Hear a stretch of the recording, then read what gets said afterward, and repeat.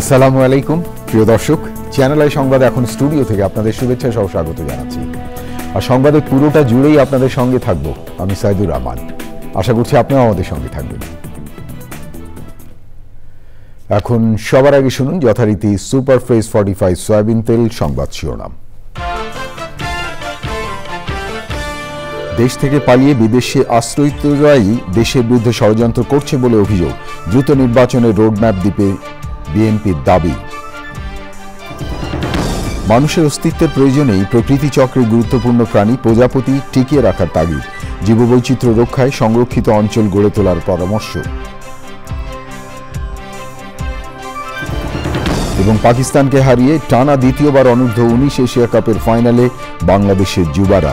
শিরোপা ধরে রাখার ম্যাচে প্রতিপক্ষ ভারত। আমরা তৈরি করি বিশ্বমানের জার্মান প্রযুক্তির ভূমিকম্প সহনশীল থার্মেক্স রড, যা আপনার স্থাপনাকে নিরাপদ রাখে প্রজন্ম থেকে প্রজন্ম। সালাম স্টিল, মোস্ট ডিউরেবল স্টিল। ধন্যবাদ প্রিয় দর্শক আমাদের সাথে যোগ দেওয়ার জন্য। এতক্ষণ সংবাদ শিরোনাম শুনলেন, চলুন যাওয়া যাক পুরো খবরে।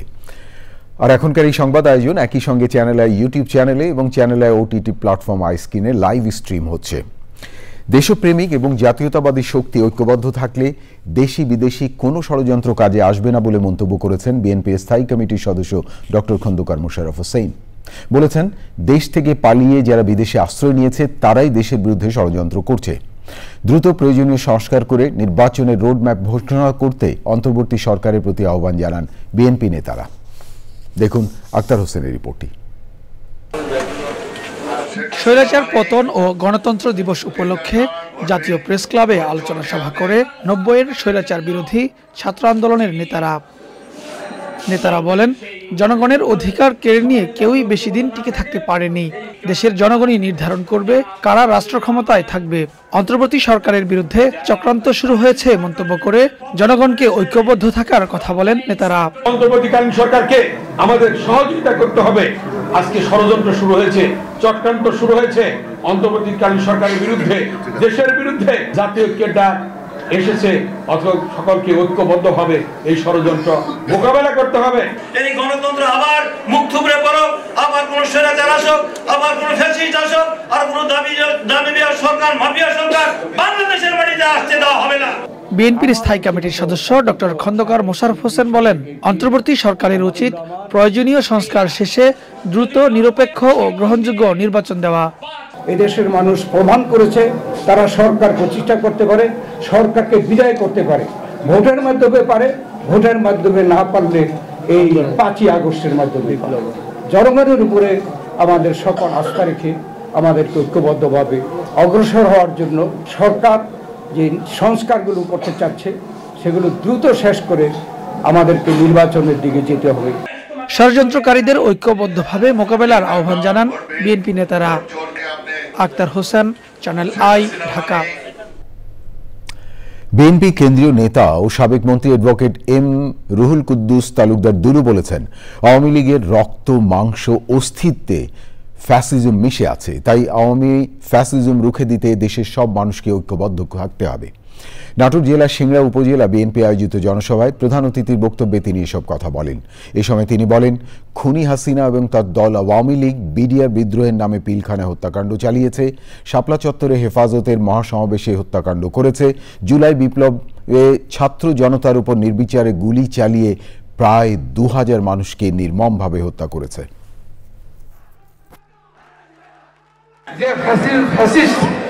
ওদের ডিএনএ টেস্ট করলে এই ফ্যাসিজম বের হবে। কারণ আওয়ামী লীগের জন্মই সন্ত্রাসের মধ্যে দিয়ে জন্ম। এদের কথার মধ্যে দিয়ে এসে অহংকার। এখানে 22টার বাহিনী করেছিল।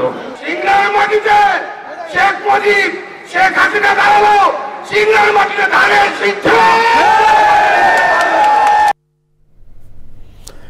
এম রুহুল কুদ্দুস তালুকদার দুলু বিএনপি নেতা কথা বলছিলেন। প্রজাপতি শুধু সৌন্দর্যের প্রতীকই নয়, উদ্ভিদের পরাগায়নের অন্যতম মাধ্যম। জাহাঙ্গীরনগর বিশ্ববিদ্যালয় প্রজাপতি মেলার 14তম আয়োজনে প্রজাপতি সংরক্ষণে জনসচেতনতা বাড়ানোর তাগিদ দিয়েছেন বিশেষজ্ঞরা। তারা বলেছেন, প্রকৃতি চক্রে প্রজাপতি গুরুত্বপূর্ণ প্রাণী, মানুষের অস্তিত্বের প্রয়োজনেই টিকিয়ে রাখতে হবে প্রজাপতি। জীববৈচিত্র্য রক্ষায় সংরক্ষিত অঞ্চল গড়ে তোলারও তাগিদ দিয়েছেন তারা। প্রিয় দর্শক, সহকর্মী আলিম আল রাজি রিপোর্টে।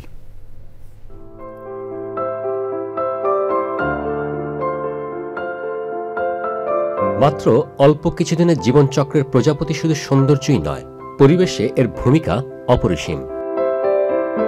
কিন্তু জানার স্বল্পতা ও অসচেতনতায় প্রকৃতি থেকে হারিয়ে যাচ্ছে প্রজাপতি। তাই প্রজাপতি সংরক্ষণের বার্তা ছড়িয়ে দিতে জাহাঙ্গীরনগর বিশ্ববিদ্যালয়ের প্রাণিবিদ্যা বিভাগের 14তম প্রজাপতি মেলা আয়োজন। উড়লে আকাশে প্রজাপতি, প্রকৃতি পায় নতুন গতি প্রতিপাদ্যে মেলা ছিল বর্ণিল সব আয়োজন। মেলায় আসা মানুষের ভিড় লেগেই ছিল প্রকৃতির অন্যতম সুন্দর প্রাণী প্রজাপতির জীবন্ত প্রদর্শনী ঘিরে। ছবি আঁকা প্রতিযোগিতাও ছিল প্রজাপতি সংরক্ষণের তাগিদ। প্রকৃতি ও জীবন ফাউন্ডেশন সহ মেলার সহযোগী প্রতিষ্ঠানগুলোর স্টলে দিনভর ছিল দর্শনার্থীদের পদচারণা।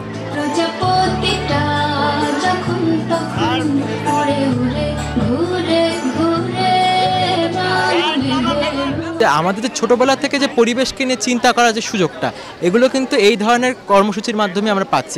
প্রকৃতির সাথে মানুষের যে কাছাকাছি আসার যে একটা সুযোগ, মনে হয় এই প্রজাপতি মেলা হচ্ছে অনেক বড় একটা উৎস।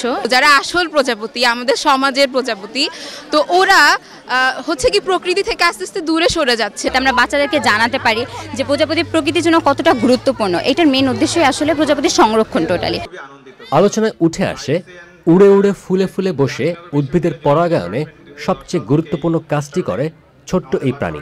যেসব পতঙ্গ আছে, পলিনেটার্স, মৌমাছি, প্রজাপতি, ছোট ছোট আরো পতঙ্গগুলো, এরাই কিন্তু পুরো ইকোসিস্টেম টিকিয়ে রেখেছে। আমাদেরকে বুঝতে হবে প্রকৃতির সাথে একটা বাচ্চার মানসিক বিকাশ এবং আমাদের মেন্টাল ওয়েল বিং এর একটা বড় সম্পর্ক আছে। প্রজাপতি যে ইনসেক্টের একটা রূপ মাত্র, সে ফুড চেইনে ভূমিকা রাখে, ইকোসিস্টেমে ভূমিকা রাখে, আর প্রজাপতিটা ভূমিকা রাখে হলো আমাদের পরাগায়নে। আমাদের প্রকৃতিতে যদি এই ভারসাম্য না থাকে তাহলে অস্তিত্বের সংকটের মুখে কিন্তু প্রজাপতি নয়, বাঘ নয়, আমরাই অস্তিত্বের সংকটের মুখে। খাদ্য শৃঙ্খল সহ প্রকৃতি চক্রের অতি গুরুত্বপূর্ণ অংশ প্রজাপতি, কিন্তু জলবায়ু পরিবর্তন সহ নানা কারণে দিন দিন কমে যাচ্ছে এদের সংখ্যা। যে আমি যেরকম স্যাক্রেড, প্রজাপতি সেরকম স্যাক্রেড। আমি যেরকম পবিত্র, প্রত্যেকটা লাইফ সেরকম পবিত্র। অন্যের লাইফ ক্ষতিগ্রস্ত করার আমার কোনো এখতিয়ার সৃষ্টিকর্তা দেন নাই।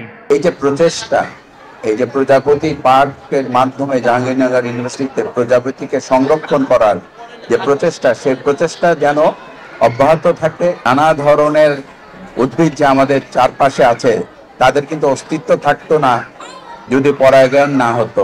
ছোট ছোট কীট পতঙ্গ যাই আছে আমাদের চারপাশে, তাদের ভূমিকা ভবিষ্যৎ প্রজন্মকে জানাতে হবে এবং সেই জানানোর ব্যাপারটা কিন্তু আমাদের দায়িত্ব। পরিবেশ প্রকৃতি যদি ভালো না থাকে, আমরা ভালো থাকবো না, আমাদের ভবিষ্যৎ প্রজন্মও ভালো থাকবে না। আসুন আমরা সবাই হাতে হাত মিলিয়ে ৭১ যেভাবে আমরা এই দেশটাকে মুক্ত করেছিলাম, আবার যেন আমরা এই প্রকৃতি পরিবেশটাকেও সেইভাবে ভালো রাখার জন্য এক হই, একসাথে আমাদের হাতগুলো এক করি। প্রজাপতি সহ প্রাণের প্রতি মানুষের যে দায়িত্ব, সেটি শুধুমাত্র এমপ্যাথির জায়গা থেকে নয়, নৈতিক দায়বদ্ধতা রয়েছে আমরা মনে করি। যেটা একসময় আমরা মনে করতাম যে শুধু মানুষের প্রতি আছে, প্রাণীদেরও আসলে নৈতিকভাবে বিবেচনার অধীন হওয়ার দাবি রয়েছে। প্রজাপতি সংরক্ষণে অবদানের জন্য বাটারফ্লাই অ্যাওয়ার্ড পেয়েছেন সবুজ চাকমা, আর বাটারফ্লাই ইয়ং ইনথুসিয়াস্ট অ্যাওয়ার্ড দেওয়া হয় জগন্নাথ বিশ্ববিদ্যালয়ের প্রাণিবিদ্যা বিভাগের শিক্ষার্থী মোহাম্মদ সাব্বির আহমেদকে। প্রজাপতি রক্ষায় সচেতনতা বাড়াতে ছিল বর্ণাঢ্য র্যালির আয়োজন।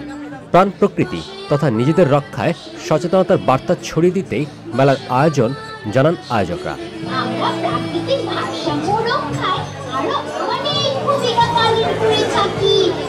আলিম আল রাজি, চ্যানেল আই, জাহাঙ্গীরনগর বিশ্ববিদ্যালয়, সাভার।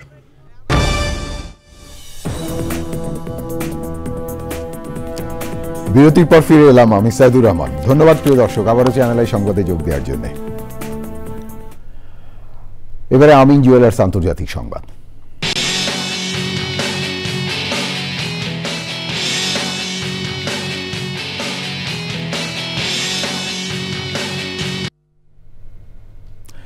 গাজায় ইসরায়েলি হামলায় 48 জন নিহত হয়েছে। গত বছরের অক্টোবর থেকে চালানো হামলায় গাজায় এ পর্যন্ত প্রাণ হারিয়েছে অন্তত 44,500 মানুষ। ইসরায়েলের হামলায় গাজায় 42 মিলিয়ন টনেরও বেশি ধ্বংসস্তূপ জমা হয়েছে। জাতিসংঘ বলছে বিশ্বের যে কোনো স্থানের তুলনায় শিশুদের অঙ্গ প্রত্যঙ্গ হারানোর হার গাজায় সবচেয়ে বেশি। হিজবুল্লাহর সাথে যুদ্ধবিরতির মাঝেই সিরিয়া লেবানন সীমান্তে বোমাবর্ষণ করেছে ইসরায়েলি সামরিক বাহিনী। গাজা যুদ্ধ শুরু হওয়ার পর থেকে ইসরায়েলি হামলায় লেবাননে 4,000-এরও বেশি মানুষ নিহত হয়েছে। এবারে এক্সিম ব্যাংক বাণিজ্য সংবাদ।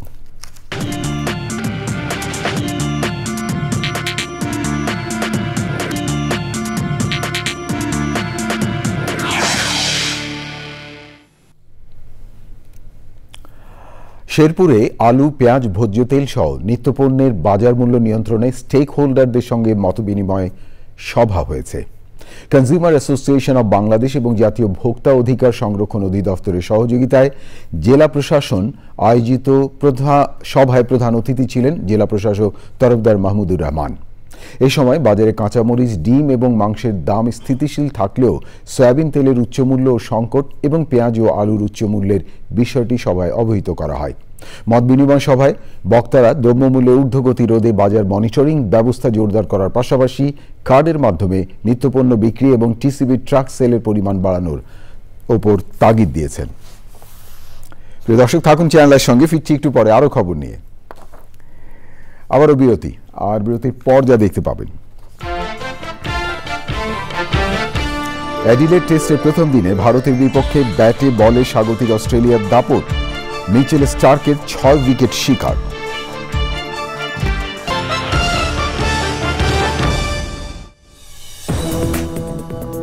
প্রিয় দর্শক, বিরতির পর ফিরে এলাম চ্যানেল আই সংবাদে। আরো খবর নিয়ে আপনাদেরকে আরেকবার স্বাগত জানাচ্ছি। এবারে খেলার খবর।